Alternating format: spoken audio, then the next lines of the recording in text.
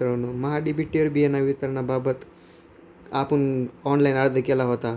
त्याच्या याद्या बी आल्या होत्या. अशा प्रकारच्या याद्या आलेल्यानंतर जे ज्या शेतकऱ्याला लाभ भेटला आहे आणि ज्या शेतकऱ्याला लाभ भेटला नाही अशा प्रत्येक अडचणी आलेल्या आहेत. परंतु ज्या शेतकऱ्याला लाभ भेटलेला आहे अशा लाभार्थ्यासाठी किंवा ज्या लाभार्थ्याला लाभ भेटलेला नाही किंवा दुसरी यादी केव्हा येणार, याच्यानंतर बियाणे कधी भेटणार, ह्याविषयी काय आपण महत्त्वाचे अपडेट घेणार आहोत. असं म्हणण्यात आलं होतं की महिलाला लाभार्थ्याला जास्त प्राधान्य देण्यात आलेलं आहे की 100% महा-डी-बी-टीवर बियाणं वितरणाबाबत बियाणं वितरित करण्यात आलेलं आहे. परंतु महिलांसाठी याच्याला जास्त प्राधान्य होतं. ज्यांनी कोणी महिलांनी असं महा-डी-बी-टीवर बियाणाविषयी अर्ज केला आहे त्यांना बियाणाबाबत बियाणं भेटायला सुरुवात झालेली आहे.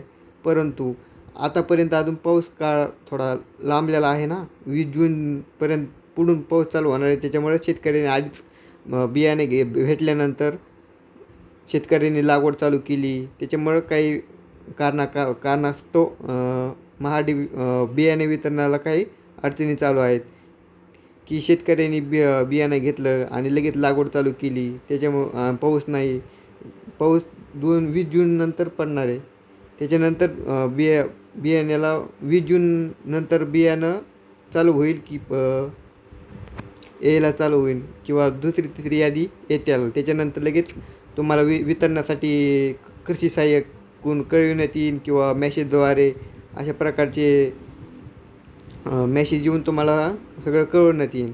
याच्यानंतर काही एक मला मेसेज आला होता पर्सनली, त्याच्यानंतर आपण काही जाणून घेऊया.